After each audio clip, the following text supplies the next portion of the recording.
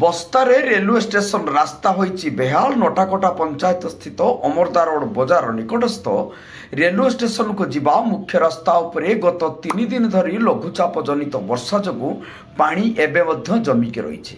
ଫଳରେ ଯାତ୍ରୀ ଓ ସ୍ଥାନୀୟ ଜନସାଧାରଣ ଘୋର ଅସୁବିଧାର ସମ୍ମୁଖୀନ ଦେଖିବାକୁ ମିଳିଛି।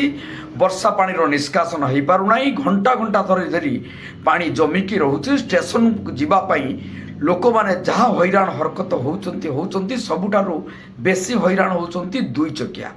ସେଗୁଡ଼ିକ ଯିବା ଆସିବା ସମୟରେ ପାଣି ଛିଟିକିବା ଦ୍ୱାରା ଲୋକଙ୍କ ଉପରେ ପଡ଼ୁଛି। ଲୋକମାନେ ବି ବହୁତ ହନ୍ତସନ୍ତ ହେଉଛନ୍ତି। ପୂର୍ବତନ ଜିଲ୍ଲା ପରିଷଦ ଶମ୍ଭୁନାଥ ସେଠୀ ଜୈନିକ କଣ୍ଟ୍ରାକ୍ଟରକୁ କହିବା ପରେ ଜେସିପି ସାହାଯ୍ୟରେ ଜଳ ନିଷ୍କାସନ କରିଛନ୍ତି ଏବଂ ଅସ୍ଥାୟୀ ନାଳ ତିଆରି କରିଦେଇ ଚୁପ୍ ବସିଯାଇଥିଲେ, ହେଲେ ସ୍ଥାୟୀ ପ୍ରତିକାର କରିନଥିଲେ।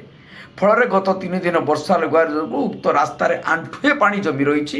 ଲୋକ ହେଉଛନ୍ତି ହଇରାଣ ହରକତ। ତେବେ ଜନସାଧାରଣ ଓ ଯାତ୍ରୀଙ୍କ ସ୍ୱାର୍ଥକୁ ଦୃଷ୍ଟିରେ ରଖି ବିହିତ ପଦକ୍ଷେପ ଗ୍ରହଣ ନ କଲେ ଆଗାମୀ ଦିନରେ ଆନ୍ଦୋଳନକୁ ଓହ୍ଲାଇବେ ବୋଲି ବୁଦ୍ଧିଜୀବୀମାନେ ଏବେଠୁ ଆଲୋଚନା ଆରମ୍ଭ କଲେଣି। ବସ୍ତାରୁ ଶିରୀଷ ମହାନ୍ତିଙ୍କ ରିପୋର୍ଟ, ଜନତା ଏକ୍ସପ୍ରେସ।